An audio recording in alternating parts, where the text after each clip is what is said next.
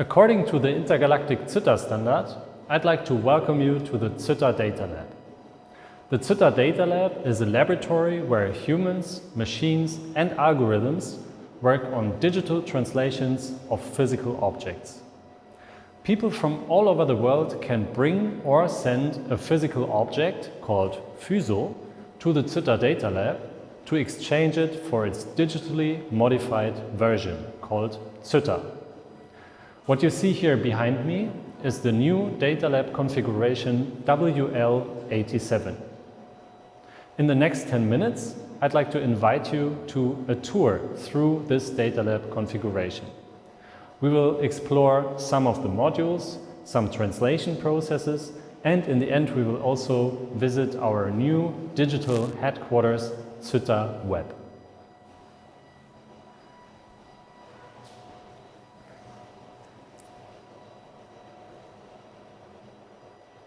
Before we will have a closer look at each individual module, I'd like to talk a little bit more about the CYTTER system in general. As you can see in this setup, the CYTTER system is following a specific color coding. We have blue modules, yellow modules, red modules and also gray modules. The blue modules are the DigiCyT, the input modules of the CYTTERdatalab. The red modules are the FUSO-CYT, the output devices of the datalab.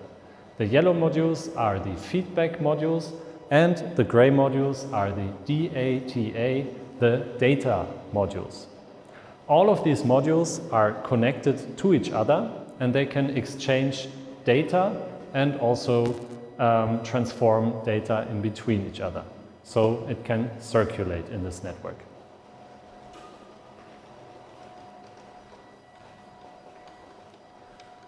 As participants of the CYTTERdatalab, you bring or send a physical object, and this object will first be put inside one of our DigiCyT modules. For example, like here, DrehScan.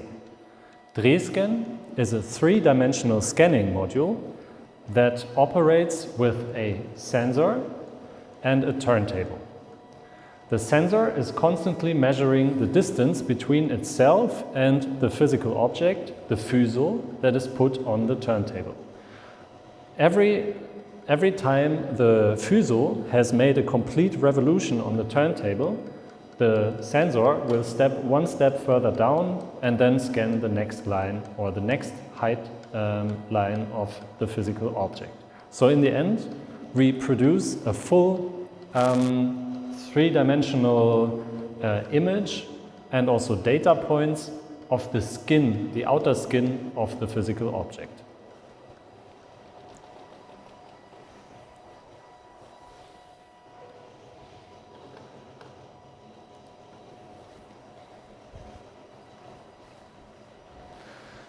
Another DigiCyT module I'd like to show you is the module Enops Scan. Enops Scan is a two-dimensional scanning module and it operates with 16 by 400 pixels. In datalab language it means digitalart.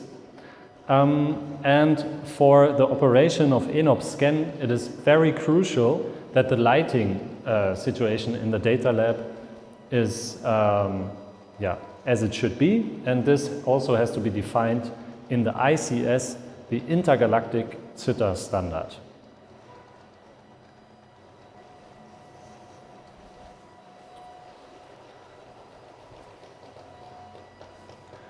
Both of these DigiCyT modules produce, on the one hand, grayscale images, digital two-dimensional grayscale images, and they also produce three-dimensional data points of the objects they have been scanning. The two-dimensional grayscale images can be converted into either 1-bit or 2-bit images that can be plotted by this FUSO-CYT module Enops Plot. The 1-bit version results in drawings that are only consisting of black color, and the 2-bit version leads to images, to physical CYTTER with 4 different grayscales. Another PhysioCYT module is our three-dimensional physical CYTTER producer CTCNC. With CTCNC, we can produce either 2.5D physical CYTTER, like this one, which is called LinoCut, or we can also produce three-dimensional physical CYTTER, like this one, which is called STUCut. Both of these physical CYTTER can be the basis for new translations, for example, LinoPrint, which is a print of the LinoCut, and also Plasterize, which is a casting of STUCut.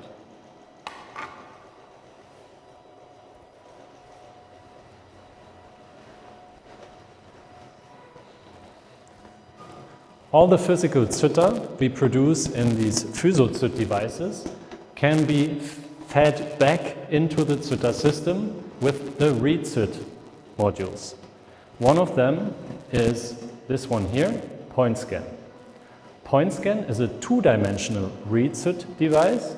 It can scan, again, the Enops plot results and bring them again into a digital form that can be the basis for new translations. For example, it can be the basis for new Enops plot physical CYTTER. Another ReadCYT device is this device here, which is called DeepScan. And DeepScan is a ReadCYT device for three-dimensional and also 2.5-dimensional physical CYTTER. This device is very special because it can also be used as a DigiCYT device, so it can also scan physos in the very beginning of the translation process. DeepScan operates in three different axes. We have this axis, and also the third axis, which is going in this direction. And it operates with a probe that mechanically scans an object that is placed on this plate here. And whenever this probe is hitting the surface of the object, it saves a height value, and out of these height values it constructs another 2D digital image in grayscales, and it can also produce digital data points that can be transformed again into new LinoCut, STUCut, or also Enops plot physical CYTTER.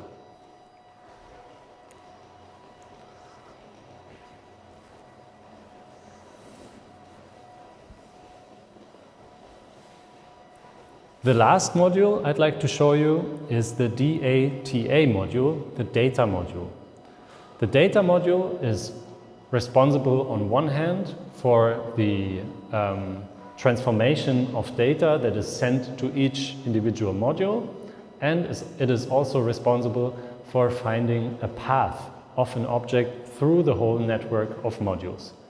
This path finding is done by an algorithm that takes into account a description of the participants of their original physical objects, of their physos, and it also takes into account some predefined values that are associated to each individual module, and then it calculates probabilities which path the object will go through the whole CYTTER system. Now, the last step of our tour through the CYTTERdatalab WL87 will be our new digital headquarters, CYTTER.web.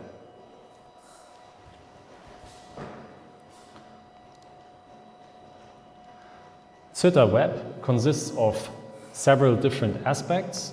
For example, we have a system section where you can explore the CYTTER system more in detail.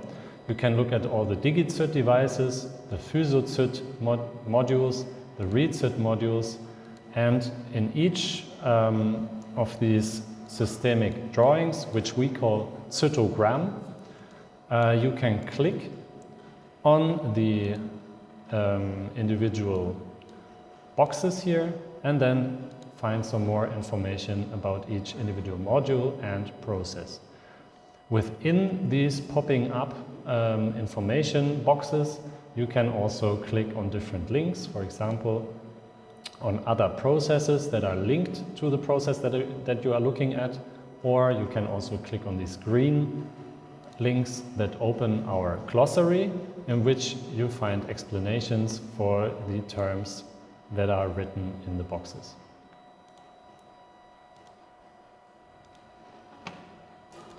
Another aspect of CYTTER.web is the CYTTER Archive. In the CYTTER Archive, we make accessible all the previous translations of the CYTTERdatalab, which are by now more than 90, and they are sorted according to their CYTTER outpost. There are 3 CYTTER outposts, for example, KL19, ML61, and DL1.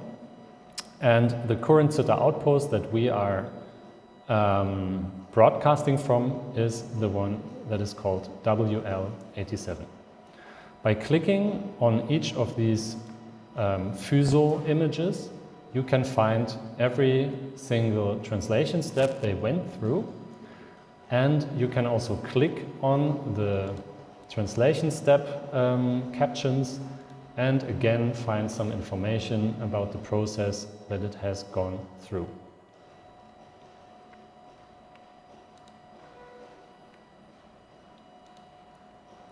Further down, you find the contribution section, the discourse section on CYTTER.web.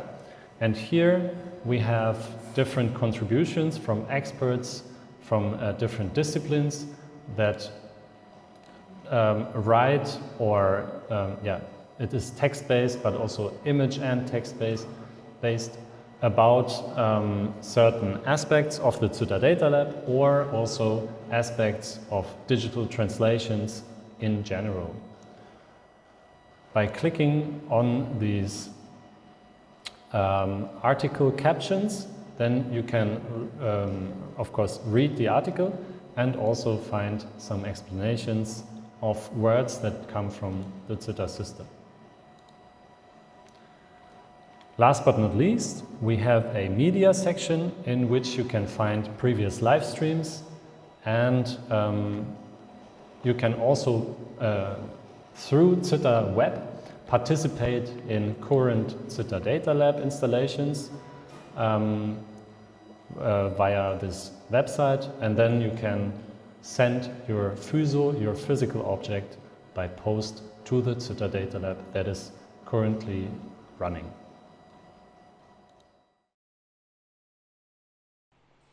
After this introductory tour, I want to welcome you again to the OpenLab event WL87. In this OpenLab event, we will have a short presentation of our 2 special guests, Anja Breljak and also Jonas Kellermaier. Last but not least, our translation module CTCNC will have a musical interlude for you that will round up the evening. But before we start with our meeting with our 2 guests, we will have a short break in which we will set up the show for you. So stay tuned and see you in about 5 minutes.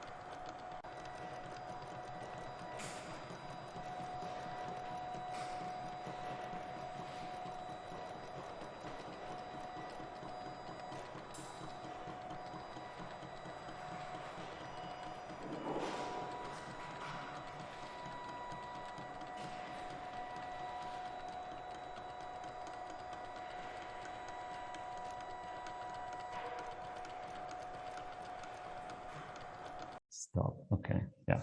And now I can finally say hi to our guests, Jonas Kellermaier and Anja Breljak. I'm very happy that you join us for this Open Lab event. And both of you will give us presentations today about your current research practice.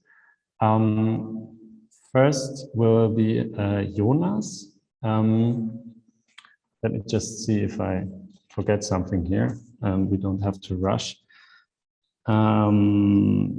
Yeah, so before we start this conversation, I'd like to point out that it's possible to post questions and comments in the YouTube chat, and they will be forwarded to this conversation here with the three of us, and we'll be able to talk about them. Yeah, so now Jonas, let me introduce you to everyone. Jonas Kellermaier is a cultural critic and a junior researcher at the Institute of Experimental Design and Media Cultures in Basel. Yes. He is currently pursuing his PhD with the SNSF-funded project Paradigms of Ubicomp, and his interests lie in the field of translation between techno and sociologics. Pop cultural references are just as important for him to consider as classical scientific research issues. In short, hybridization in all its contemporary forms is a main concern of his ongoing research. Jonas, I'm very happy to have you here, and now the stage is yours for your presentation. Is really great opportunity to rejoin the CYTTERdatalab. I've been a visitor of your first installation in Darmstadt as well, so it's very nice to see how this developed into some kind of a whole ecosystem, the initial idea. So let me just start with I'm going to share my screen as well, because I got a little presentation for you before I show you the installation hands-on, or part of it hands-on. So wait, yes, this is it. And yeah, so my my research actually, this is a presentation I held at the Rixi Festival last week in Riga. So it's I thought it might be valuable for this meeting as well, because it actually shows the basics of the project itself. So let me start with the context. So ubiquitous computing, ubicomp, is a contextual way of framing current techno-social issues. So it all derived from Mark Weiser's famous article from 1991 called "The Computer for the 21st Century," and the main changes that he thought like were to come were contextual connections of many micro devices instead of mainframe setups, successive decentralization of data streams, which also means like decentralization of gadgets, of technological entities itself. So in his main concept, he had three groups of computing devices, which are boards, pads, and tabs, and they correspond to our mobile phones or smartphones, our iPads or tablets, and whiteboards, of course. So it's a very yeah, it has come true, you could say. The environmental shift in computing power draws attention to the relational design of computational processes, creating a fluid framework. And this means, in the end, that the whole setup is designed to be highly adjustable and can be very extended very easily, and help in successfully shape a data-based image of the respective user. Which leads us to the present of ubiquitous computing, because this is only the history and it has to a great extent come true. So what are the actual developments right now? It is like there are new developments like ambient intelligence, which points to the whole issue of autonomy. successive environmentalization, which is the responsivity of mechanisms. So effective computing comes to mind, building computers with effective, or building machines with effective capabilities or capacities, and the implementation of intuitive ways of taking control. You see that intuitive has been written in scare quotes, which is to indicate like that intuition is always some kind of illusion in itself, because immediacy is an illusion in itself. So these are the three research questions which we cluster our project around, which is the first one, technology, of course. How do technological entities perceive the world? Which sensing routines, that's a very interesting or important word for us, are successfully applied in resonance with and in contrast to human actors? How are meaningful sense-making processes, another interesting keyword, are triggered in social actors' minds by utilizing technological effects? The second one is circling the whole topic of human, and it points to the strategies and tactics that human actors use in return to develop cognitively and emotionally open up to a technologically expanded and responsive environment.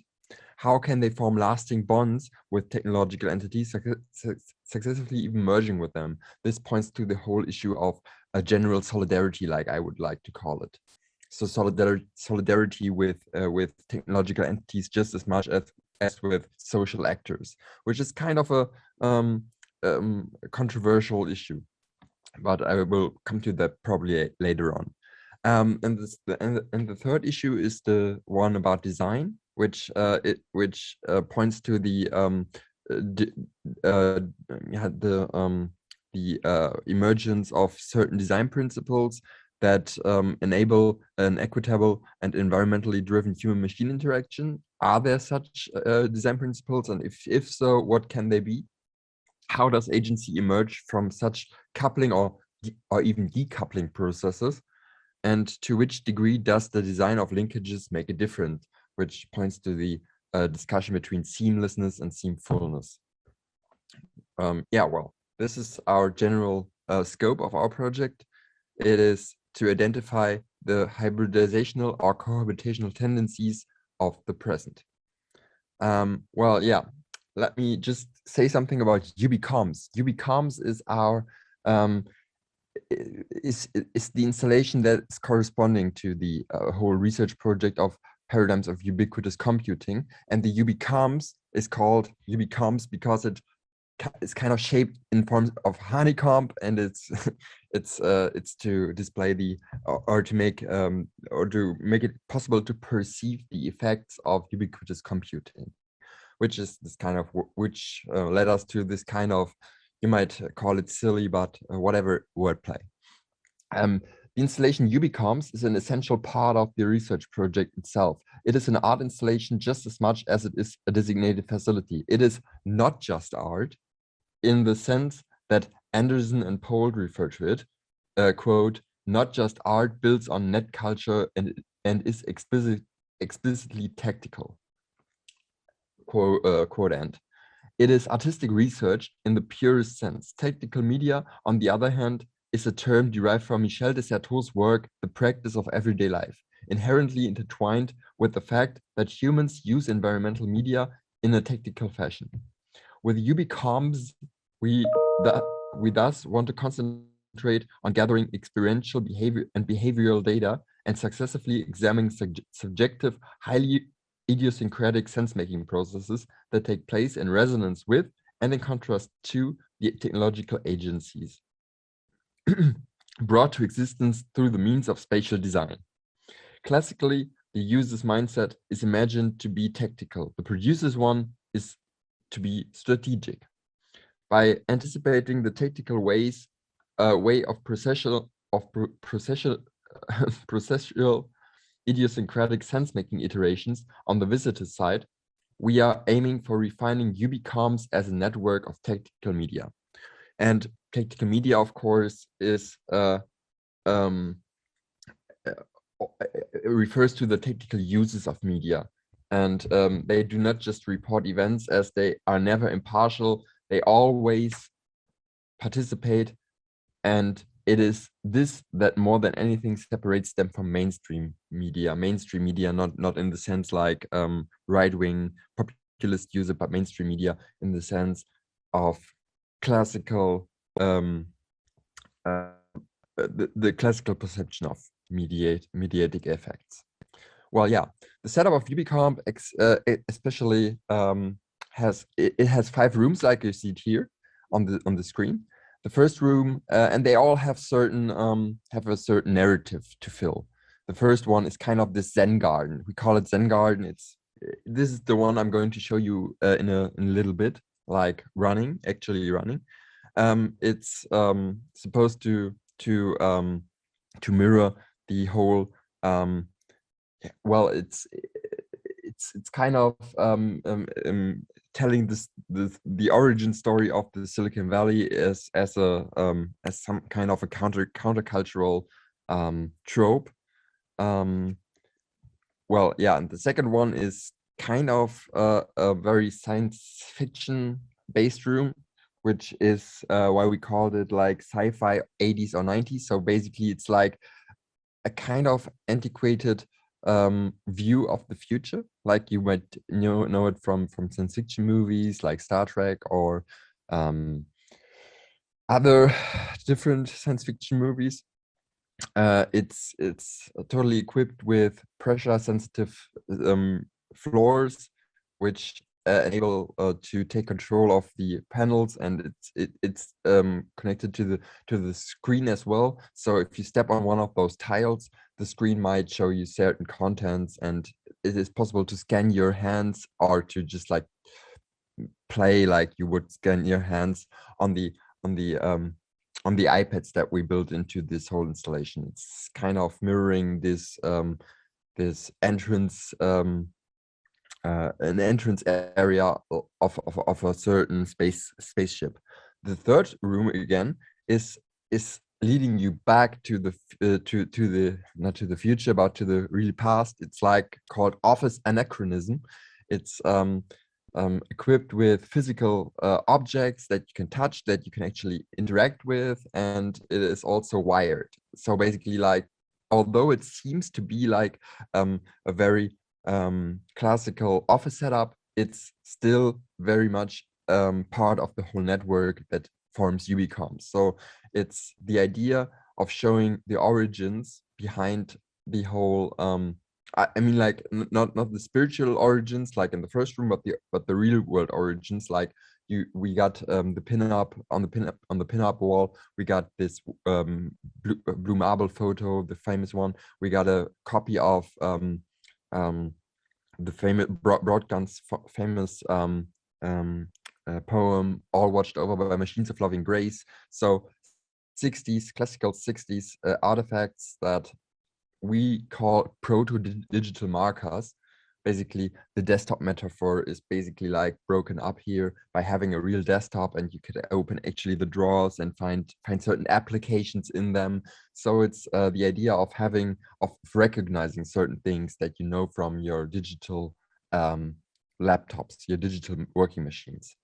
So the fourth room then leads you to a stage situation with a black and white floor and curtains on the wall. And if these curtains draw open, because the floor again is pressure sensitive, and if you step on the stage where we will have a microphone, I will show it to you later. I think this one is actually no, it's not working, but it's equipped. It's fully equipped. So, and if these curtains draw open because you step on the stage, the curtains will slide away, and behind the curtains there are mirrors. So basically, it's meant to. This is why we call it the stage or the echo chamber. So you are the audience as well as the actor. You're performing for an audience of one, which is yourself. And actually, what is to be happening in this certain room is you are being confronted with sounds you know from the rooms before, and they will actually form some kind of a rhythm pattern. So basically, you got the you got a sound of walking across gravel from the first room. You got some of those esoteric music patterns from the first room. You got the science fiction sounds from the second room. You got the moon landing and different sounds from the 60s and 70s from the third room, and all those form some kind of a recognizable pattern that you can actually interact with. And as soon as you start interacting with them, all those sounds are successively being replaced by your voices. So this is kind of a game again. It has some escape room vibes, I have to admit. So, and after this room, there is a last room, which is called the mycelium, or like it's the antithesis to the second room, where the second room was some kind of a present view of the future. This is some kind of futuristic view of the present. So it is we mean that in this room there are a lot of robotic entities. So I might show you later. We got robotic arms that can actually, and they are disguised as in some kind of a organical fashion, and everything seems to be organic in this room, but it isn't actually. But that's the point we want to stress. It's like the present future will be much more like, if you want to quote a pop cultural reference, will be much more like Avatar than Star Trek, and that's the whole point of it.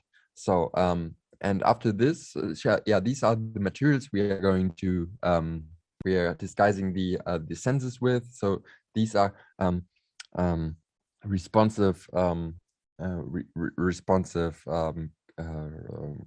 fabrics.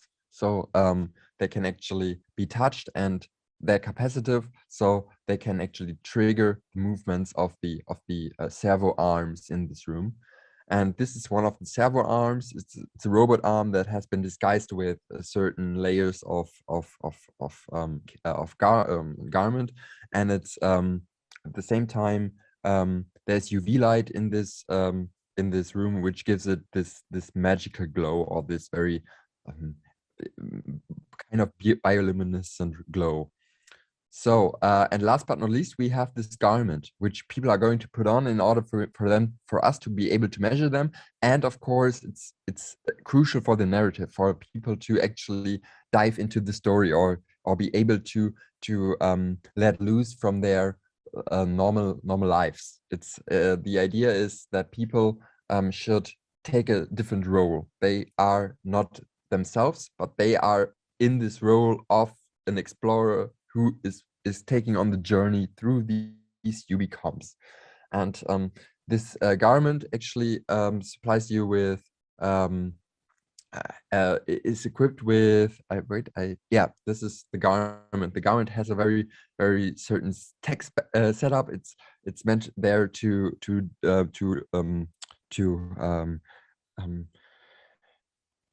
get the data of your GSR, your galvanic skin response, measure your head movement, measure your position in the rooms, measure basically every step you take, and this leads us to certain behavioral data which we can afterwards interpret.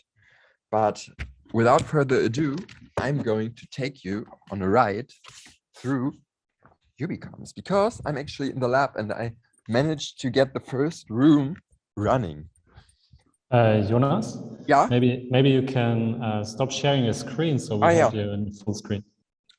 That's a great idea. Thank you. Perfect. Thank you, KTL 011.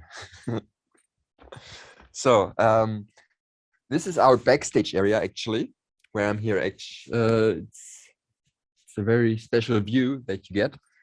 And I am going to have to enter the password first of all.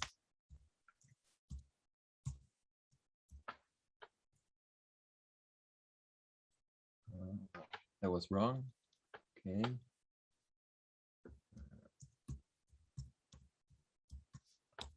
That's it. And now we can actually start the experience. It all starts by putting on this garment, which we have here, and here are the sensors, and the tech is built in here. So it's very fragile by now. There are certain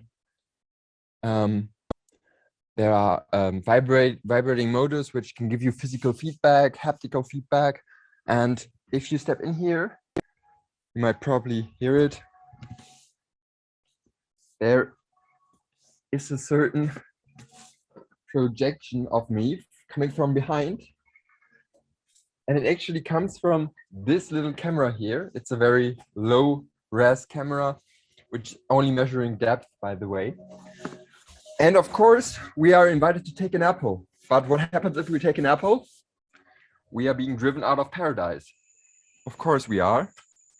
So yeah, I'm surveilled by this camera up there. And because I want to get back to paradise, I put it back. This is actually, we build a scale into this column, and it's very accurate. It's very much impossible to trick it. You could just like, you could try to do the old Indiana Jones trick by replacing it with something that's just as heavy as this apple, but it has to be exactly as heavy as the apple, because otherwise it won't give you a good experience in this room. So this room is actually timed by now. We got a yoga mat laying here. We are inviting people to stay here as long as they want, but if they want to pass on to the second room, they could do so. This room is it's not working yet, but if it would be working, you see the floor, and the floor, it would actually light up as soon as you step on one of those tiles, and it would give you a display on this wall showing you certain instructions how to behave in this room, because this room is very restrictive. It has all those doors, so to say, but only one is real, the others are fake. But it invites you to just scan your hand on those iPads. So basically put your hand on the iPad, and then it gives you the information access denied. Only this door is opening. And if you manage to open this door, it slides open. So by now the servo motor is, I think it is in place, but the door is still in the wood workshop. This is our office anachronism room, which is normally usually it should be like this. And as soon as this door opens, the phone starts ringing. So there is a certain script to it. We have a certain script for all the interactions that take place in this whole installation. And after that, we get to the stage room, where we have, which is already equipped with the curtains, but behind the curtains, there are no mirrors yet. They will be applied very, very soon. But we have this microphone here. So the idea is that if you look to the top, you see all those lamps, and they will form a certain spot and give you a great lighting. That's the idea. And it will successively turn into some kind of a bluish tone in order to suit the underwater world, like we have it in the last room, which you can enter through this little door. Oh, sorry. There is a little door which you have to duck and get into this last room, which is the least finished by now. But here you get a sense of what I mean by organically looking physical entities. So these are anemones that can pop out by if you touch the sensitive fabric underneath it. And these are the arms, which are basically servo motors, which can be which are connected to an Arduino. And here we have certain light favors they are going to pulse in your in according to your GSR and your pulse. So basically, it's like the last room. It's a really immersive experience. It should be an immersive experience. And after you come out of here, of course, you want to have the sense making process kicks in, or it continues. And this is where we will conduct interviews with these certain participants. So this is basically our installation. And of course, there are lots of things to discuss about this. But it's going to be finished. Let's say the setup will be finished in November, and then we will run the first tests. We had individual tests with the individual rooms by now, and they all worked kind of like we wanted them to. But now we have to set up certain guidelines for the whole system. So making it possible for the system to continuously send us data, and we developed certain software elements, like we call it the evaluation viewer, which is making it possible to synchronize all the data streams, basically giving us the because of course, I forgot one thing, we have all the rooms equipped with cameras, so that we can actually in the interview confront people with their behavior and ask questions on specific points, because the system also gathers data on when something relevant happens, when does somebody interact with this room, or when does he or she decide not to interact. That's also important. I mean, like, you cannot not interact, like you cannot not communicate, but it is it's so far the whole pre-tests have shown that people tend to want to interact with the room because they know something might happen and they are very curious. And this is what we are building our trust upon.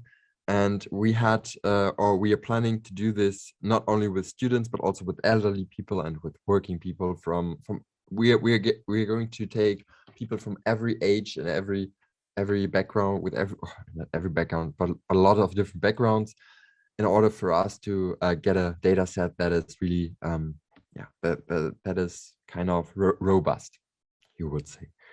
Yes, thank you for listening, and sorry for making this so long. I hope I could provide you with interesting insights into the project.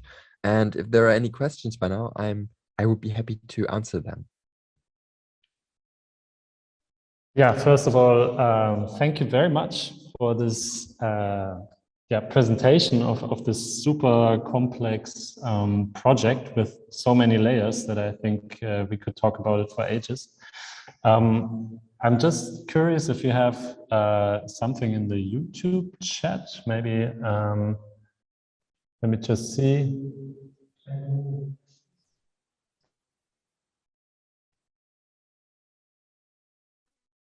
So far we don't have questions in the YouTube chat, which is no problem. So please feel free to post your questions if you have any. Don't be shy. And yeah, I'm sure Anja maybe has something. I also have something, so I think we can keep going a little bit. But I'd like to say hi to Anja first. She didn't have the chance yet, so hi Anja, happy to everybody. have you here. Hi. Yeah, may I really ask a question right away? Cool.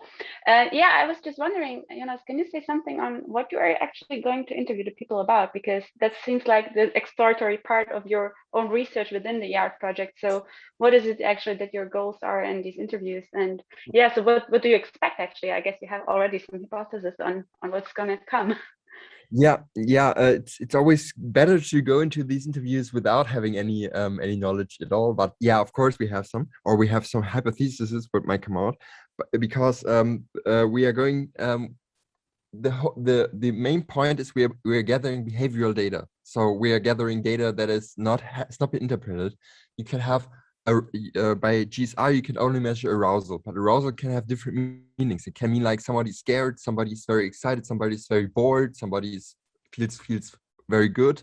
So these are the we are looking for because we are recording this data real time, and we can actually confront them afterwards, and we are confronting them with certain peaks and asking them, like, first of all, we are asking like open questions like, which room did you like best?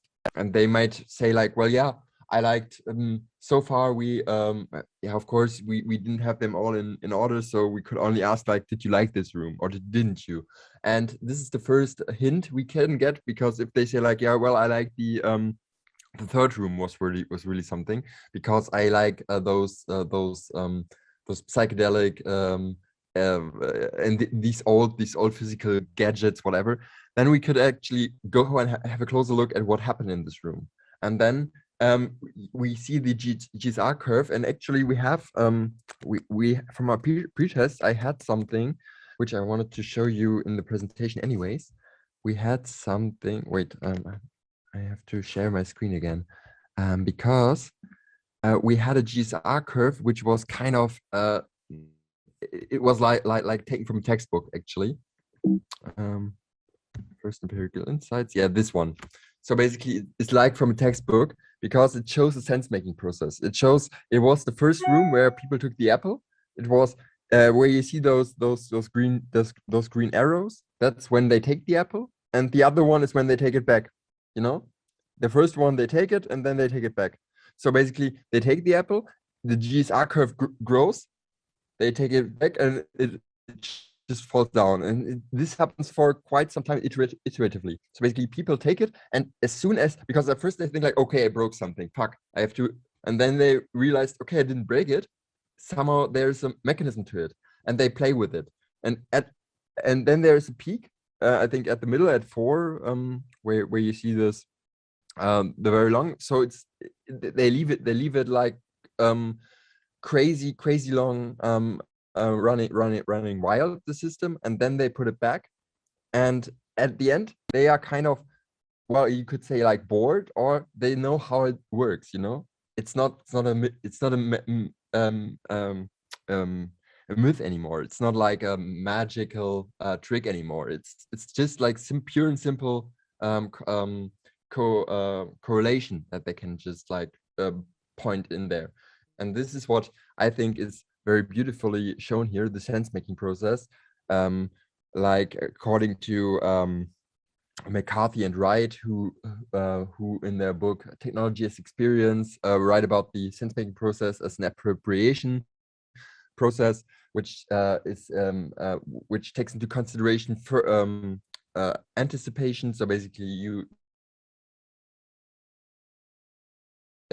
well, if something happens, then you want to explore it. So basically, it's the it's a circle that people enter, and it's not like a certain process that is linearly, but it's a circle that always keeps on growing. And you could actually extend the circle, or you could like make it smaller. But this is also one of the reasons why we chose the hexagon as the basic structure, because we are not used to hexagonal rooms. We are used to square rooms. And this is why at first it's like Deleuze and Guattari said, and there are visual rooms and there are haptical rooms. And haptical rooms have to be like explored. They have to be like touched. You have to go there and actually play with it. Because if you get a square room, you see a light switch, you might totally associate the two things. You know, you might associate light switch and the light bulb automatically. But this doesn't happen in our rooms. So by now, this was actually the case. So basically, people came in there and said like, well, yeah, this is kind of strange. This is what they said. Yes. It's a beautiful picture, your diagram that you just shown. Yeah. Also, it's super interesting because once you showed it, I was like, what the fuck is that?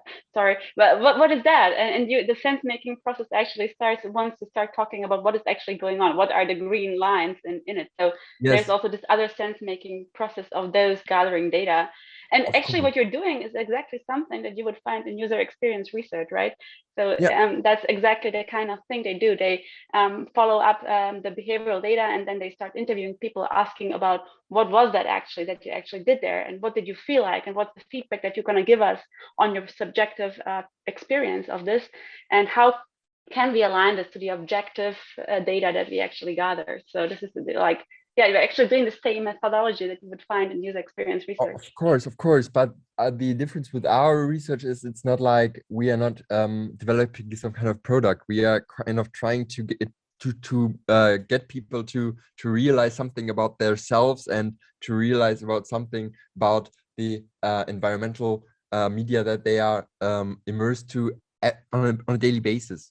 So the best outcome would be people go through these 5 rooms and tell me like, well, I know now what my everyday life is basically like, that I'm surveilled all the time, and this is kind of course it's kind of a caricature of this whole of the ubiquitous computing movement, but it's at the same time it's trying to highlight certain things that are being kept secret, or not secret, but that are being like subliminary, being kept subliminary in everyday life, because they have to be, because there is actually the need for seamlessness sometimes, because it's not usable if you would take our system and implement it in some kind of an open space. It would totally drive people mad. Yeah, of course it would, but that's the point.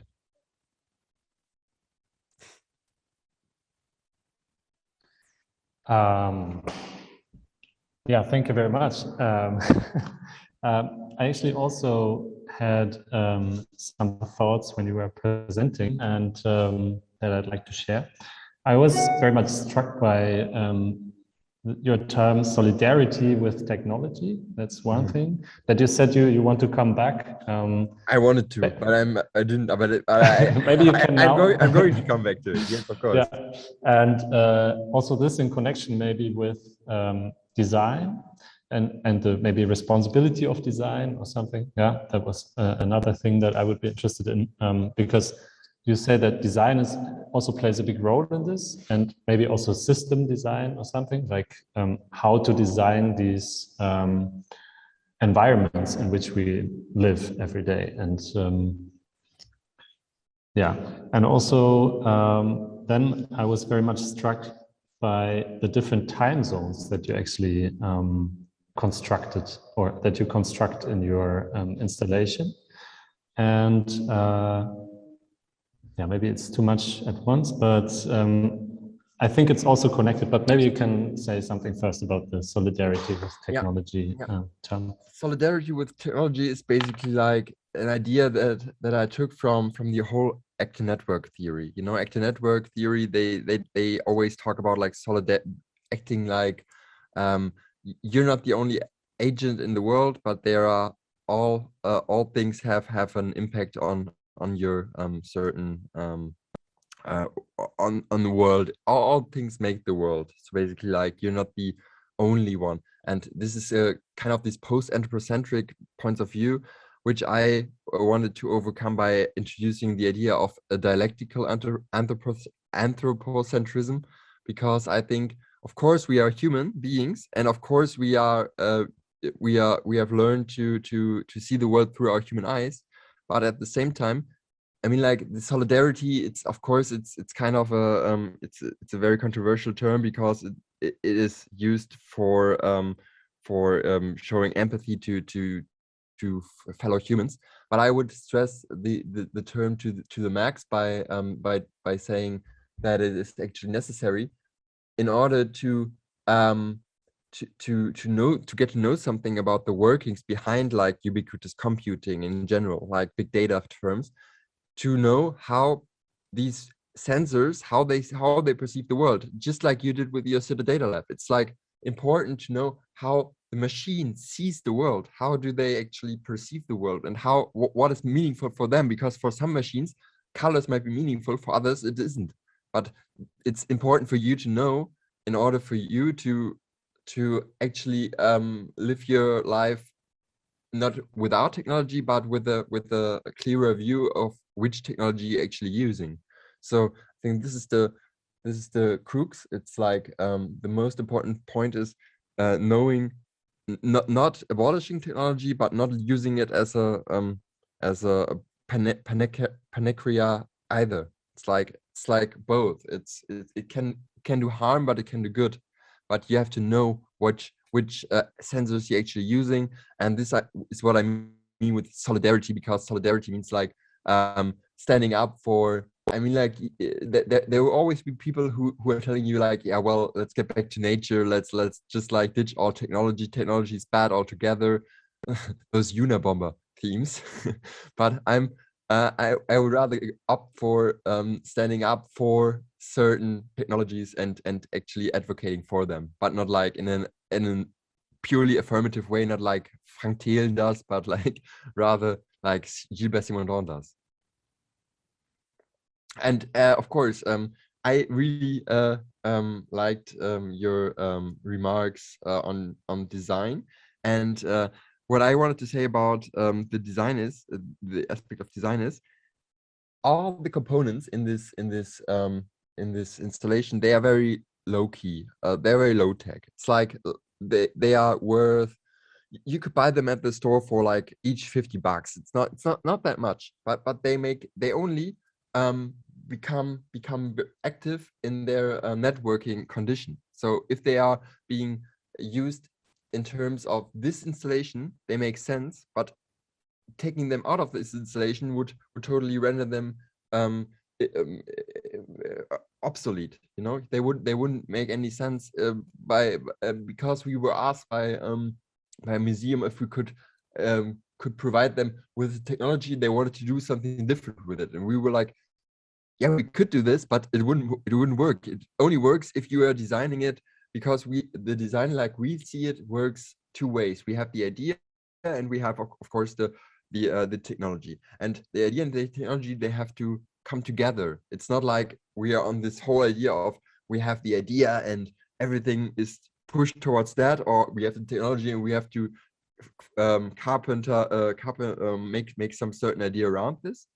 But it's the opposite. It's just like getting to an agora and just like arguing with each other and saying like, well, yeah, we could do that, but we could also do that, and this is also a great idea, but that's not very possible. Or is it possible? Wouldn't it be nice? You know, something like that. So it's very much of a discourse, a very interdisciplinary discourse, of course.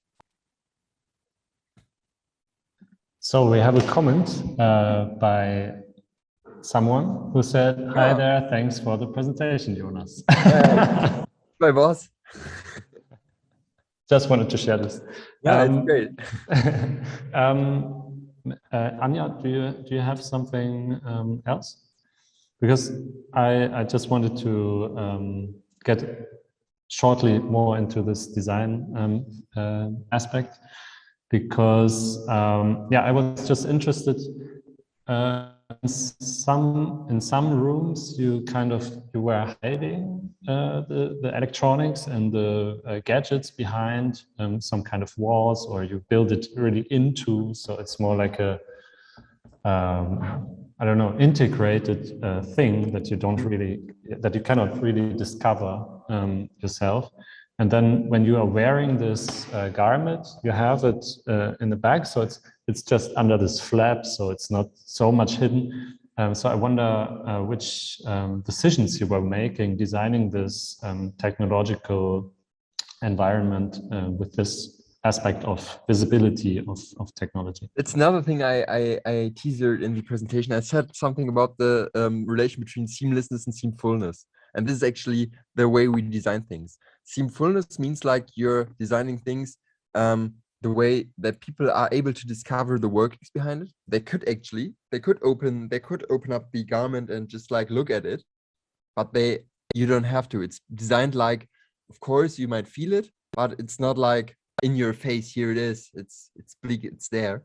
And on the other hand, there are certain mechanisms that are totally hidden. They are basically like behind beautifully designed seams. So they're seamless. So they they tend to be very smooth.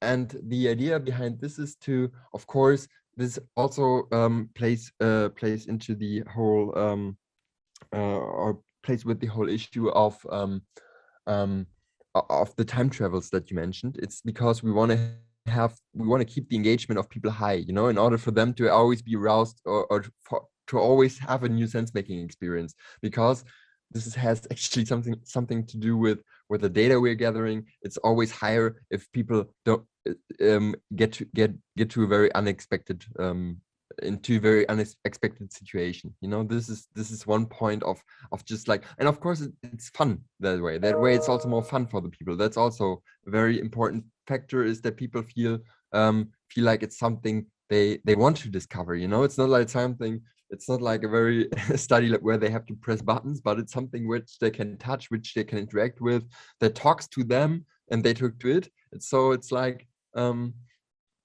it's very you have to become very active, and this is what provides us with data and them with fun. And I think that's a great win-win situation that way. And it was fun, of course, designing it that way. I can imagine, yeah. Yeah, and if you want to read something about the narrative, we have it on our website. Our website is called ubiquitous with b.ch, and there you can find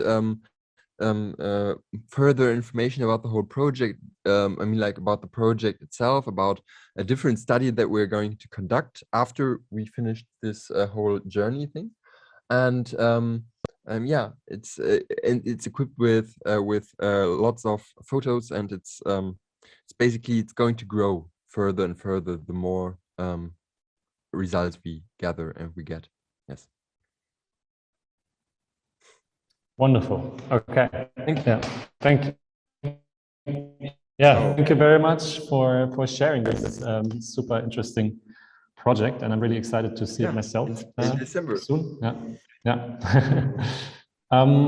Maybe now we don't make a short break, but we will just try something technically regarding the stream. So we will just have like 30 seconds break, and I'll come back, and then we have Anja's presentation. Okay, so 30 seconds.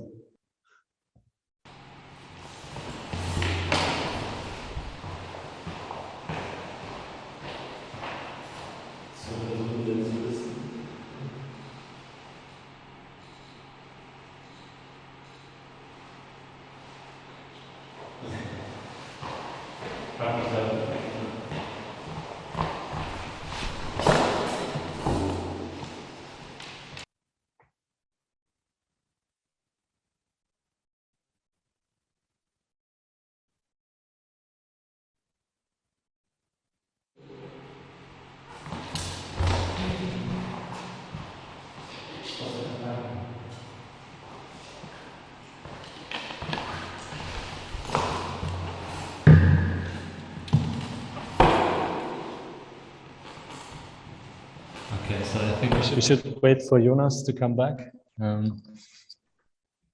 Christian, how many cameras are there actually in the room with you?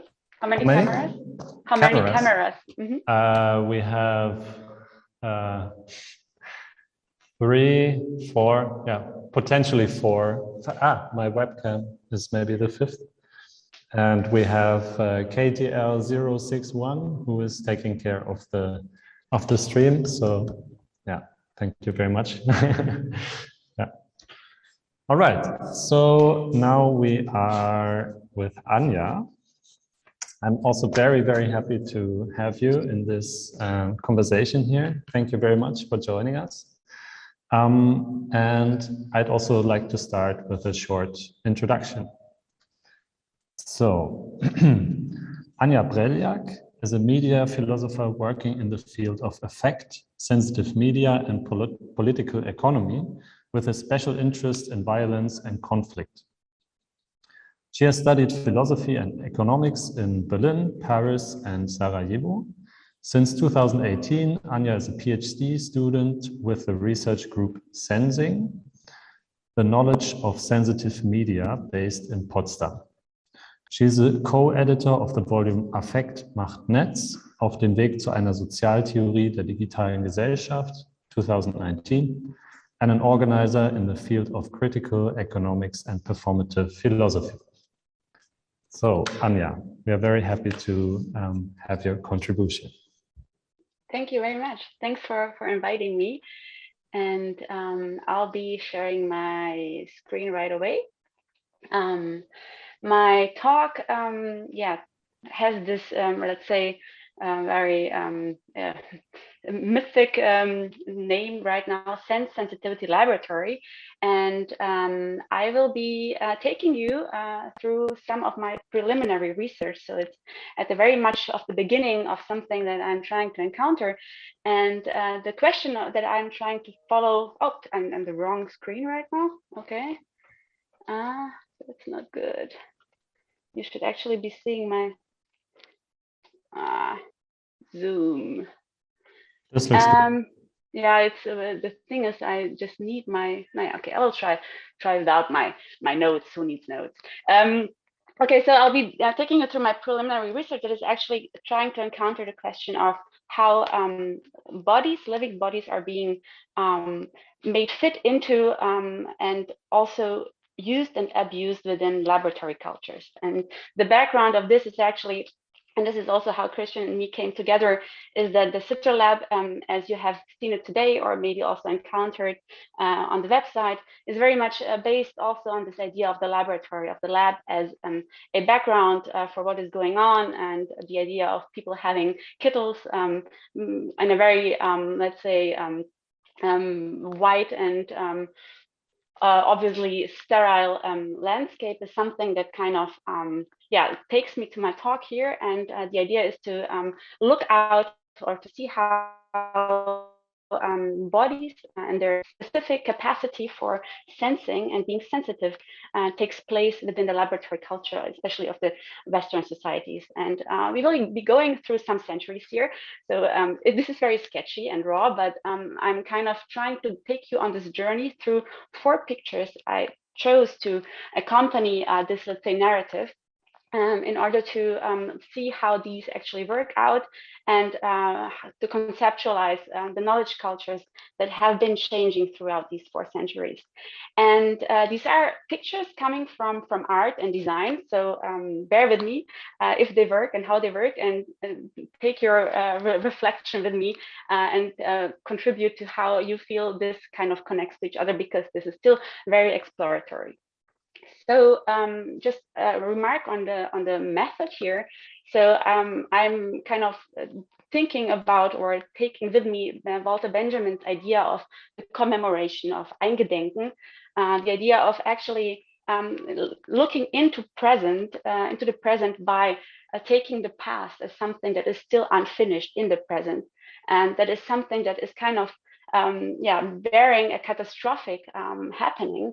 And once you start looking from those angles and perspectives who did not survive, which necessarily is a speculative perspective, you kind of enter up or end in thinking of presence as something that is kind of catastrophic. And in this catastrophic moment, you open up the idea of commemoration, of thinking about those left behind. So let's see how this works. And my first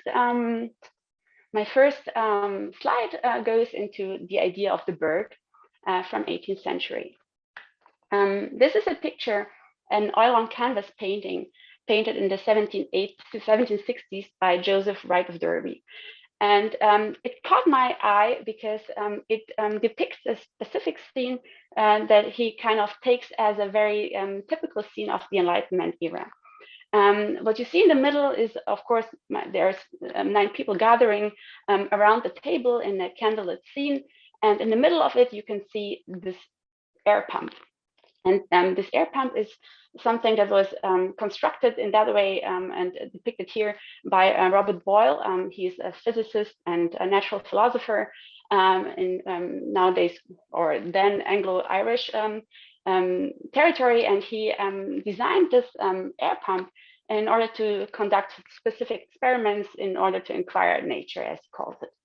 And in this very specific experiment that he himself has laid down on paper and distributed, it's the idea to have a little animal in the vessel of the pump to see how and what happens, what reactions can be conducted once air is gradually removed. So the idea here is that you have this bird body, this bird as a body in the vessel, and once a certain happening, a certain environment starts changing, and the bodily features of this animal, of this body change throughout it, you can actually inquire nature as a law or nature as a logic. So this picture, which actually I think is very interesting because it kind of takes up the idea of the instrument, of building the instrument for the laboratory, but also showing its, let's say, spectacular side and how it actually also was part of everyday life. And in that sense, I guess it's the everyday life of white European people, especially men from the better society, who were actually using this as a show off to have this experiment conducted with friends and within their societies. So this picture kind of brings up this, let's say, foundation of Western knowledge based on something I would call exploitation of sensitivity. So there is this, idea of the bird body being abused here within this experiment to take it as a representative for what is going on in nature in general, but also having it itself as an instrument. And note how here are actually two devices being depicted. One is the air pump that I just described, the locus of action and of life and death as a spectacle. But there's also another device here, and this is the clock that you would see if you like really look into the picture on the lower side, left side here, with the welcomed man sitting at the table, very concentrated, and he holds a clock in his left hand in order to, let's say, objectify what is going on here. So this is also this idea of Western knowledge objectifying, quantifying, and with this putting down the happening of nature that is particular here, but once you start comparing it with the clock, opens up for a general inquiry. Yeah, so let's go to the next picture. I will just like taking you through these episodes. It's the bird 2 from 19th century. So here you will find, it's actually an object that is designed in the 19th century, and by a British company that was producing breathable diving equipment and equipment for hazardous environments like the mining scene. And this here is a cage or animal tester or a resuscitator that was actually developed to take the canary into the mine and to use the canary as an instrument for sensing what is going on in the mine. The background of this is actually that within the mine, of course, there's always the potential of deadly gases and accidents, and people have been taking small animals for a longer time into the mine in order to see how the changing of environment becoming deadly is something that they could forecast with animals having with them.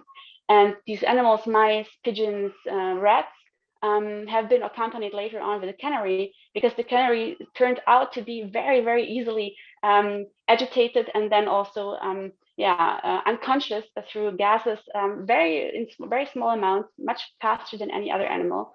And the canary had actually two displays, if you want to say so. One was that it stopped singing. A canary can hold on as longer singing for a long periods of time, and the other display was that it actually fell in the cage unconscious. And with this, the miners were warned and could actually take out from the mine and try to avoid deadly gases and accidents. And the resuscitator is actually the idea of reviving the canary once it fell. So it's kind of humanely, if you want so, process here. It has this oxygen cylinder up on the upper side, and the idea is to kind of bring in oxygen very fast after the cannery fells and to revive it. Whether this actually worked, I'm not so sure, but what is sure is that the cannery was taken into the mines until the 1980s. So this device, this living device with this body, part of a technological setup, was something that was taking place for a longer time and into the, let's say, beginnings of digital products and instruments also. And what is, I mean, this is, of course, the mine is not a laboratory in itself, but it points to something that I find really interesting. It's the idea of having a living body as something that is in the laboratory culture called a bioassay. So you have a living organism that is being exposed to a certain environment, one that is actually triggering specific vulnerabilities of this body. And with this triggered vulnerabilities, you actually find out something about what is going on in the body. For this, of course, you have to have a certain knowledge on these bodies, about them, about how they react specifically and why. But you have also this, let's say, trial and error of a situational knowledge, once bringing these bodies into certain environments and using them as a display for your knowledge. And this is something, I mean, here it stands for a broader culture of exploitation, of course, because it's the Industrial Revolution that has very much profited from these bodies of canneries, but also from the bodies of people going into the mines, and also the exploitation of landscape and natural environment, of course. But there is something that connects to the laboratory culture as a place where with the 19th century and the beginning 20th century, the bodies of different smaller animals and also bigger animals are being introduced as bioassays for in vivo testing. And this brings us to the third episode, which I called Mouse, Sheep, Women in the 20th century. And this very interesting device that I don't know how many knew or have encountered, but it's actually pretty, let's say, everyday today, because it kind of forms the basis for something that is, unthinkable to not have today for many cultures and societies. This is let's say, the first predictor, the first pregnancy test for home use. It was designed in the 1960s by Margaret Crane, a graphic designer who happened to encounter the pregnancy testing of these days as she started working for Ergonon, a pharmaceutical company that was producing pregnancy tests for medical personnel only. And after she was brought to the laboratory to see what actually Ergonon is doing, she encountered this and thought, oh, wow, this is actually pretty easy to do. All you need is a tube, a test tube, and a pipette, a dropper, and a place to store urine. And you put the urine into the test tube and you can actually display the reaction. So this is a very, easy setup. And she brought this to Ergonon to actually produce the home testing kit, which was a long history, a long story to go to, because actually these days US culture was not very fond of having women testing themselves at home for something like pregnancy. They wanted to keep this with the doctors and the medical personnel. So there was a huge fight about how and who could actually test. Not the woman was one of the major voices in conservative America these days to actually keep them away from this. And Crane nevertheless pursued her prototype and fought for publishing it to the market, which finally also succeeded.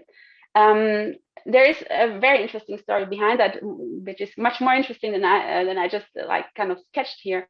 But what I want to point out here is that something stays invisible here, and this is actually the animals that are part of this little device, because you couldn't see them. And this is integral because this is something that kind of switches in the 20th century. In the beginning of the 20th century, pregnancy testing was going by having mice and later on frogs injected with urine of potentially pregnant people. And you would actually take the mice and dissect them after a couple of days to test or to see whether the ovaries have reacted on the hormone that was actually the one that starts this reaction. And here, what we actually have is this tube, and in this tube we have a substance that consists, among other things, of sheep blood cells. So the sheep are very much part of this device, but they're not visible here, which is something, I guess, is very much part of today's medical and pharmaceutical industry, and goes on and on even today. And especially after this year of Corona pandemic, 1.5 years already, where medical testing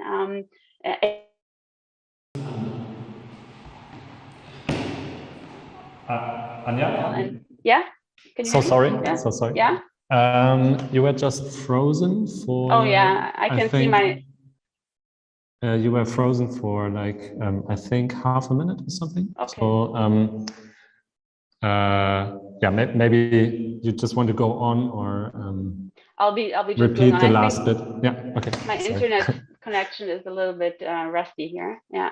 So I'll just say that this is interesting how the disguising of certain principles of laboratory happening actually come in with this very handy and small device that we kind of can connect to today from our cultures of testing today. So let me go to the next and the last slide.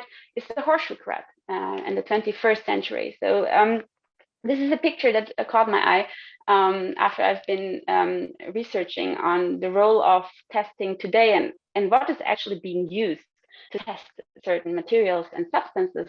It's not mice anymore, and the European Union, for instance, uses or takes for necessary 2 sorts of testing for medical approval and substances testing.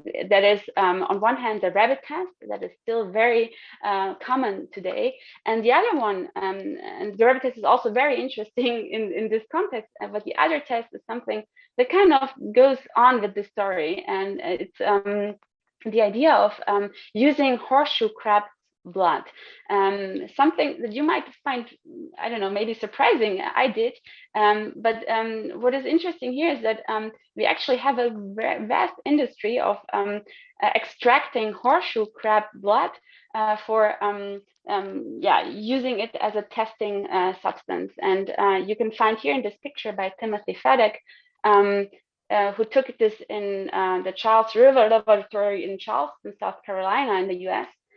This picture of a facility that actually extracts the blood of horseshoe crabs. Horseshoe crabs are 85 till 90 centimeter long animals living in the Gulf of Mexico and Atlantic coast of the US, but also in the Pacific.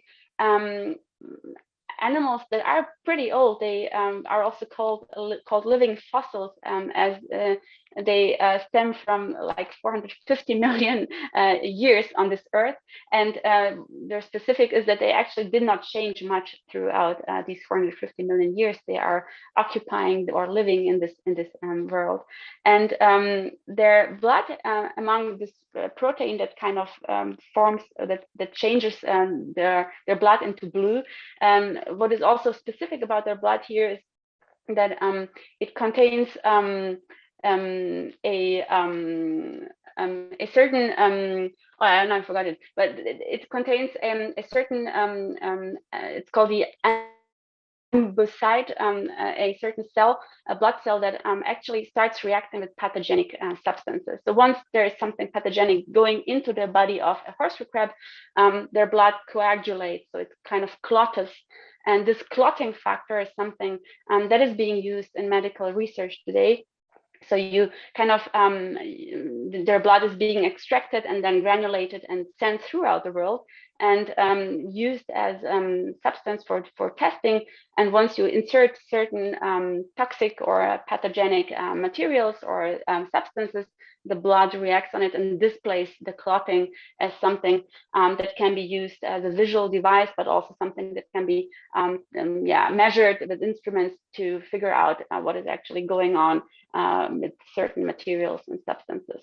So we have this industry that is roughly in the US at least taking 500,000 horseshoe crabs every year, taking them out of the ocean or the brackish water where they live, extracting their blood for around 30% of their blood and throwing them back into the ocean, a practice that, let's say, takes into account the fact that horseshoe crabs are more and more extinct and under precarious living conditions, since this industry is growing and growing and based on something that they basically consist of. So this is a very vulnerable procedure where many horseshoe crabs die. But also, as you see, you have this, let's say, Fordistic setup of them being exploited in something like an assembly line, where the idea of the industry assembly line is very much kind of really bleeding them out to use them for this kind of generation of knowledge in today's medical health and pharmaceutic context. So these are these 4 episodes I wanted to share with you, and to see how actually let's say the body is made fit into, but also kind of what bodies are taken into account and changing, how their situation themselves is changing throughout also certain laboratory cultures. And the one that we find here last is really the one that is industrializing this kind of happening, something that I think is unprecedented and has very much also disguised itself in the backgrounds of today's discussions around Corona, but also today's discussions around what the laboratory is made of, and how we kind of have certain possibilities of healing and health, healthcare and medicaments that are very much based on also this. There is also synthetic alternatives to horseshoe crab blood, which are still not approved in the EU, in the European Union at least not, and this is still something that is going on. But until then, there is this industry that is part of the laboratory cultures of today. So here I end, and I hope you could stay with me throughout internet connection problems. And I'm eager to see what you think about this, and to hear your reflections on the role of these kind of connections of body sensitivity and laboratory. So tell me what you think, and I'm looking out for questions. Wow. Yeah, that was really mind-blowing examples that you showed us. I'm also a little bit overwhelmed by this. First of all, can you put my video? Yeah, sure. Sorry. Yeah. Okay. What? Okay. Yeah. I wanted to have. First of all, I'd like to point out again that it's possible to write comments and questions in the YouTube chat. So we open this round also for people who are watching on YouTube. And are there any comments? There is an applause, I've heard. So this is also to be shared, which is sometimes a little bit too silent in the Zoom conversations. So applause again. And Jonas, maybe you have probably a couple of questions and comments. Yeah, of course. I think it's very interesting because it's the whole debate about cohabitational patterns again, but it's kind of twisted. Because the cannery, at first I wrote the question, why the cannery? But then you explained why the cannery. But then I was like, yeah, but why the cannery in the first place? Why bringing a bird down underground? It's kind of cynical, isn't it? Like the idea of having a bird and bringing this bird underground. I mean, like, it's kind of the same holds true for mice and for frogs. I mean, like, it's kind of course, if you tell it like it makes sense in a way, you know. But the thing is, the initial one who thinks like, well, we should inject this this blood into mice, you know.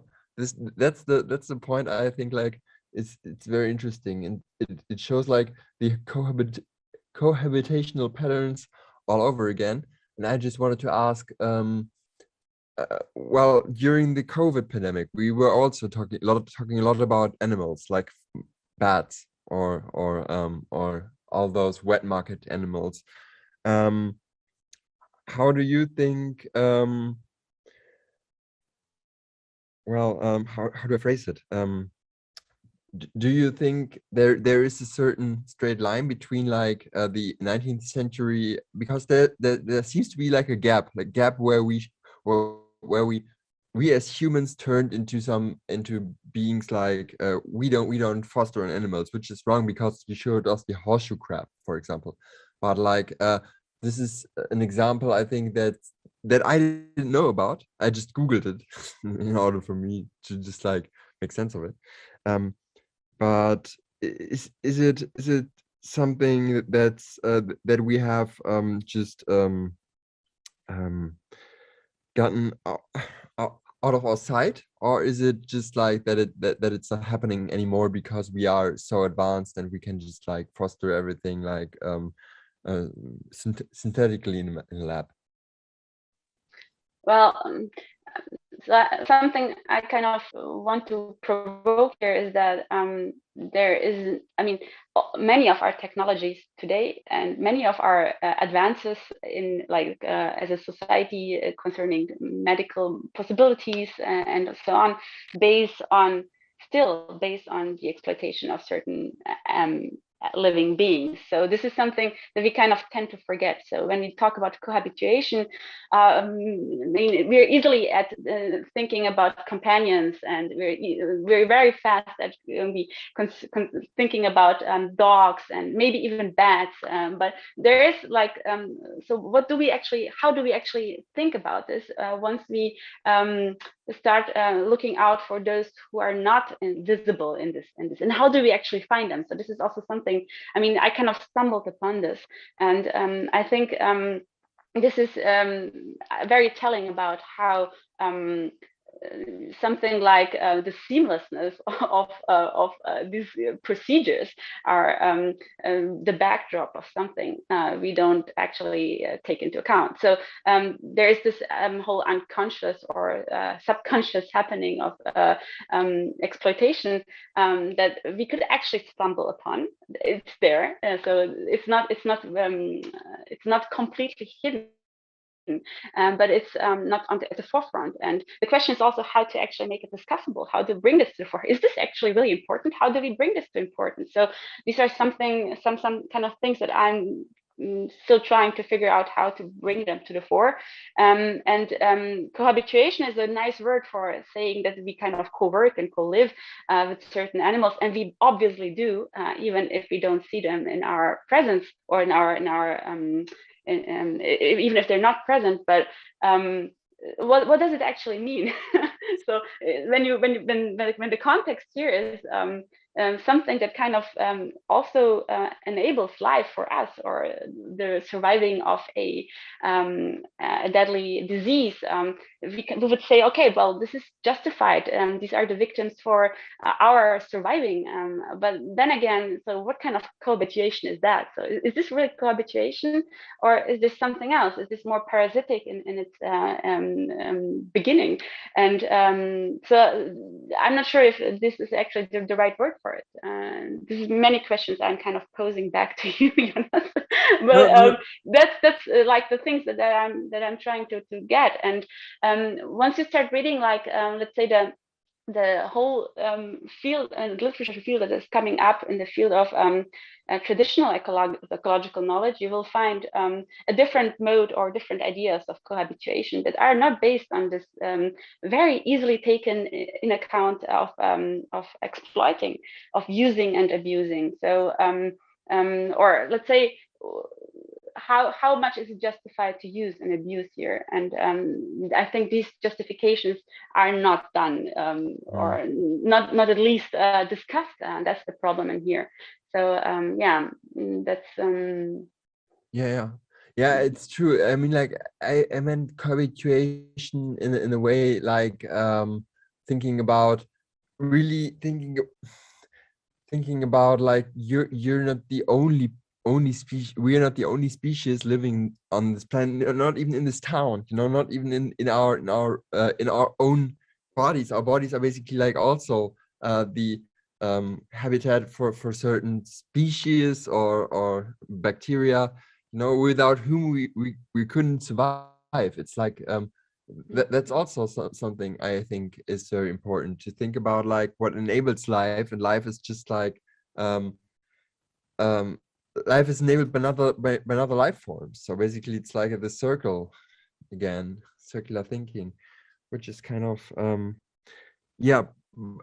But the point is that by now, if we're talking about I think this is due to the fact this is why I posed this question, like, is there a certain line you could draw from? Because by now, I think most people would think like mice, they are dirty. We don't want mice in our house. We don't want lice. We don't want. And if you would tell them like there are little of bacteria living on their skin, they would be like, okay, let's scrub them away. You know, it's just like the whole idea that Latour called cleansing or something like that.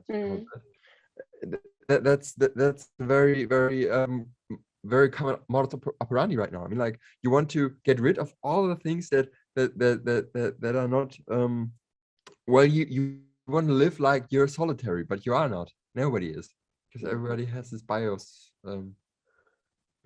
what's it called, biosphere? No, I don't know. Yeah, so the mice that have taken over the laboratory since the 20th century started with Paul Ehrlich. So he's also a name that kind of became famous throughout Corona, at least in Germany. So Paul Ehrlich was one of those who actually advanced the idea of standardizing testing in medicine with mice. He was very much experimenting with them. And what actually took off after him is that there was also an interesting industry, the industry of breeding mice, especially for laboratory purposes. So these mice that are actually used are not mice taken from the street. They are special DNA enhanced mice that are specifically made for this purpose to be tested upon. And the same holds for rabbits too. So in order to standardize a body, to use it for a standardized procedure, you need to standardize the body itself, which of course is kind of impossible because everybody has its own point in time and space, and of course will have a subjectivity in at least, I mean, the idea of having a perspective on its own on the world. So there is something really paradoxic in having these bodies part of a standardization process, but still they're integral for it, you know. So all our medical progress bases on this. So this is something that you kind of need to grasp. And then, of course, they are very clean. So they are very much part of the sterile landscape of the laboratory, because they need to be in order to be controlled, in order to be, to be standardized. And Bruno Latour is an interesting figure here, because he, with his studies on the laboratory life of the 1970s, he actually never mentions the fact that there is many animals going in and going out. So you can find them on certain points in the book he wrote with Steve Woolgar. But it's not an integral part of it. So this is also very interesting. Like, what do we see and what do we actually don't see? Because it's it's the messy part of it, I would guess. True. Yeah. Yeah, yeah. I mean, like the photos you showed, the pictures, like from the 18th century with the the first bird picture. The animal that was investigated was in the middle of the human beings. It was just like in the middle. And by now, they, as you said, like mice are being like pushed to the labs, but they are in the very back of the labs because nobody wants to have anything to do with killing animals. You know, it's just like, of course we got to do it. So it's like this cleansing again. It's like trying to keep everything like separated from each other. And I think what's different from because in this picture picture you showed, the girl was also like standing like this. She was just like she felt with the bird. I think that was kind of her way. And the father says like, well, sweetheart, don't cry, it's for the best, it's very interesting, you know. It's just like, it's a different scene because it has all these emotions in it. And I think right now, if you go to laboratory, my cousin, she's a doctor, and she also experimented with mice. She was researching something, and she killed lots of mice. And she told me like afterwards she became a vegan. She just said like, I couldn't do it anymore. I've killed so many mice. It's horrible. You know, that's also part of the story that people, yeah. They're in our consciousness, yeah.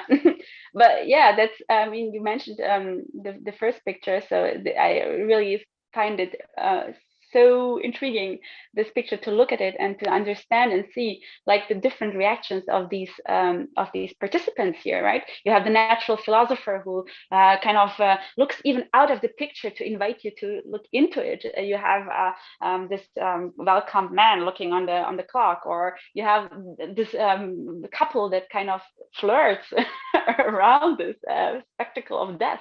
So this is there's many stories told, I think, in this picture. So this is really interesting to see. And you're right, they kind of drop out of the picture. But then again, with Timothy Fadek's photograph from the laboratory in Charleston, it shows that there is, let's say, traces of it that can be traced.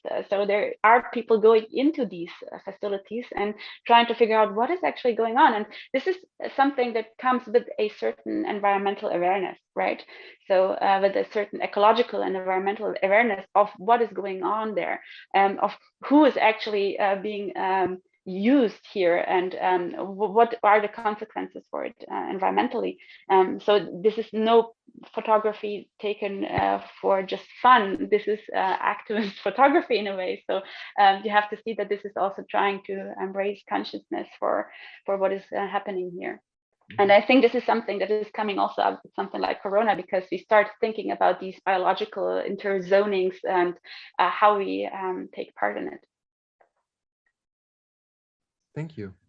Yeah, thank you very much. I also thought it's very hard to become a vegan these days. As Jonas just said,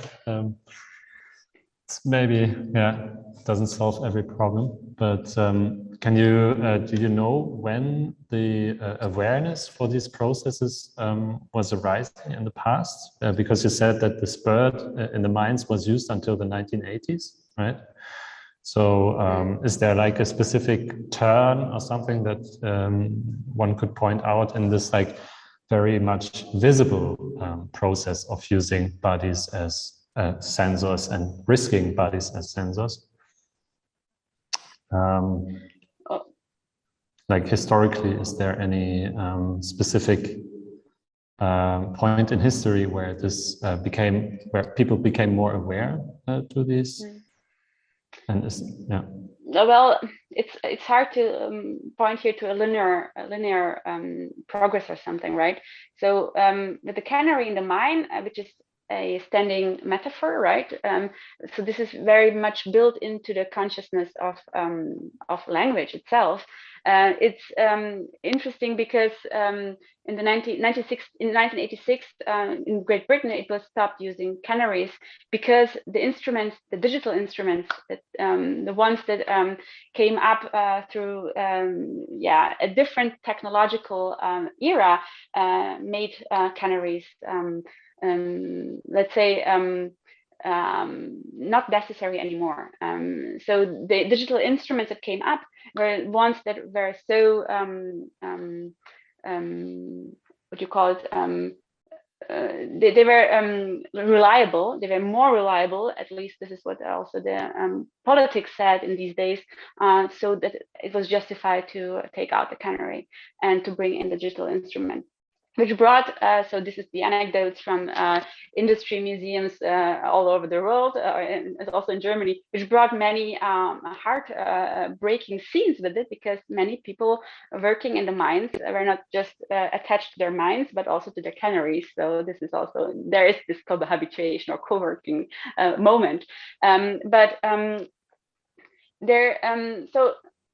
one part of bioessayistic use today is that this is actually becoming more.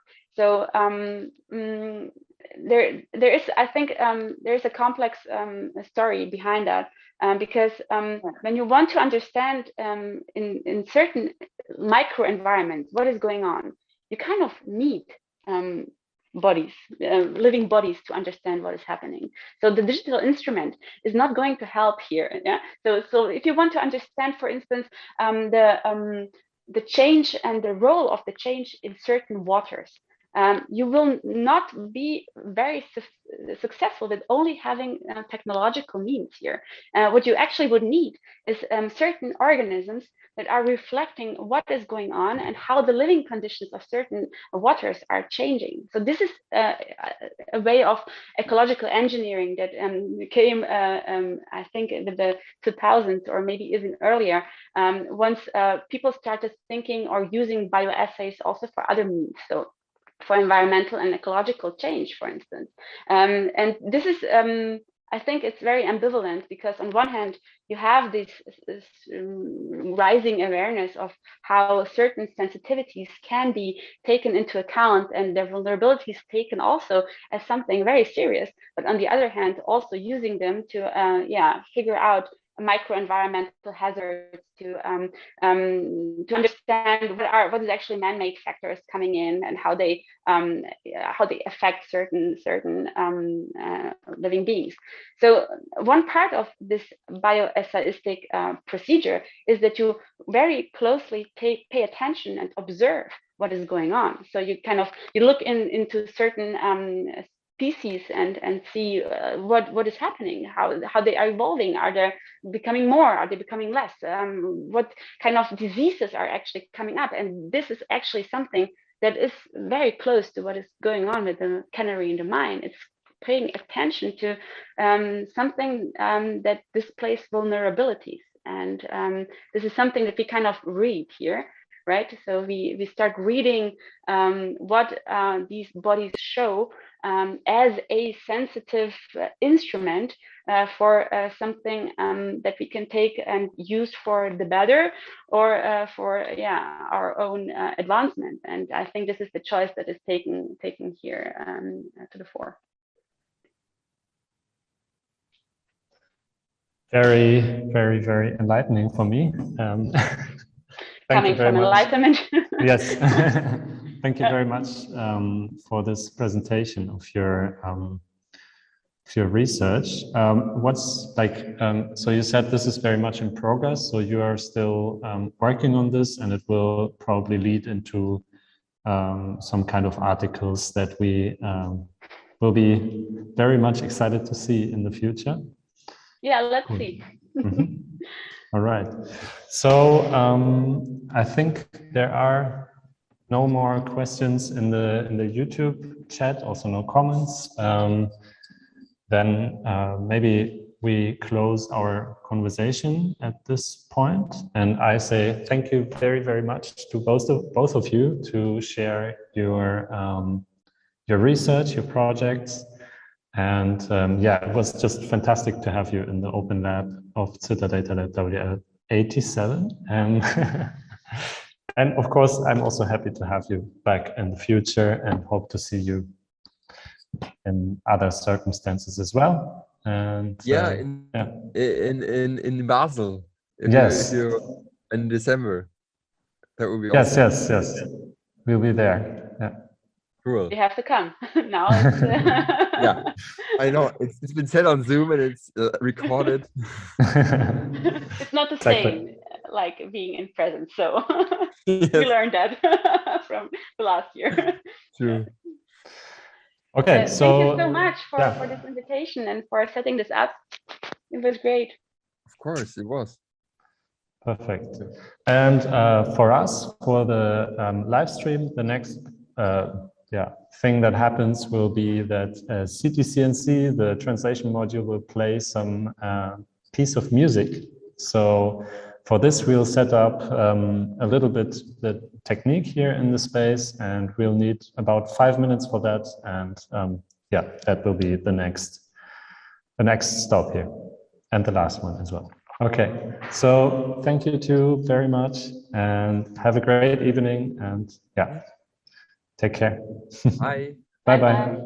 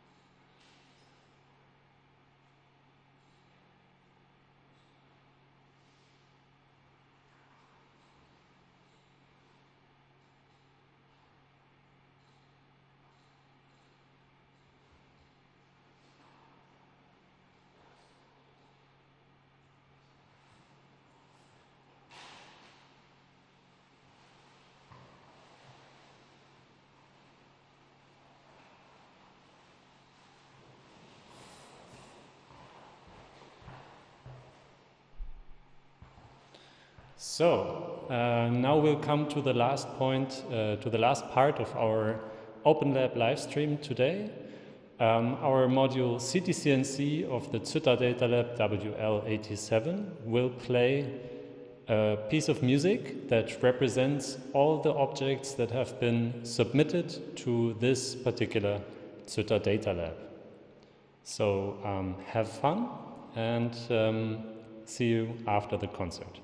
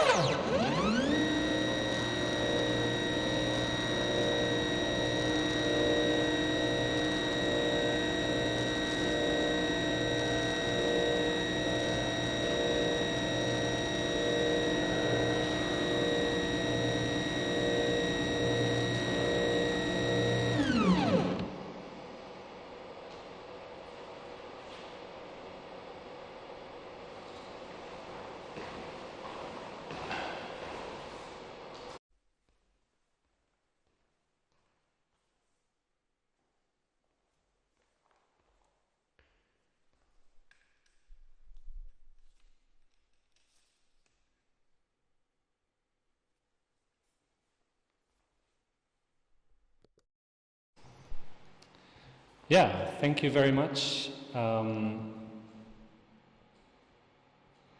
Thank you very much, CTCNC, for this musical performance. And then I have a lot of other people to thank for this live stream. First of all, I want to thank Anja, Breljak and Jonas Kellermaier for their presentations in our Zoom conference today. Then I'd like to thank our temporary lab assistants. First of all, Philipp Polder for designing and developing CYTTER.web, our new digital headquarters of the CYTTER.datalab. Then Bureau Sandra Doeller for her incredible help in making the corporate identity of CYTTERdatalab. Alexander Greff for setting up today's live stream. And then also our supporters and of course our investors, the governor, sorry, I have to find myself, yes, the federal government, Commissioner for Culture and the Media, Neustadt Kultur of BBK Bundesverband, then also Mathieu, Raum für Kunst, Kultur einer Digitalstadt, from Darmstadt, and of course, yeah, they are all people who supported us, so thank you very much. And also special thanks to all the participants of CYTTERdatalab, especially of CYTTERdatalab WL87, and also thanks to all of you who joined us for this live stream today. Take care and goodbye.